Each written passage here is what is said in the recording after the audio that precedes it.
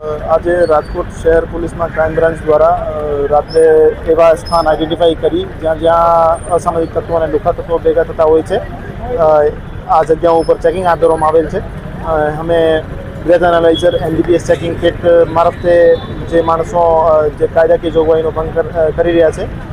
એના વિરુદ્ધ કાર્યવાહી કરી રહ્યા છીએ અને આની સાથે સાથે લોકલ પોલીસ દ્વારા વાહન ચેકિંગની કાર્યવાહી પણ ચાલુ છે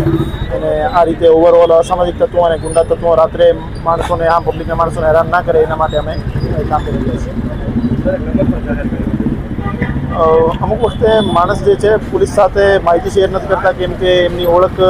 જાહેર થઈ જાય છે અથવા એમને બીજા કોઈ પ્રોસિજરલ બીક હોય છે તો એના લીધે અમે એક નંબર જાહેર કર્યો છે કે ત્યાં માણસ પોતાની ઓળખ જે છે ગુપ્ત રાખી શકે છે અને અમારી સાથે માહિતી શેર કરી શકે છે। જે માહિતી અમને મળશે એના આધારે અમે યોગ્ય કાયદાકીય પગલાં લઈશું।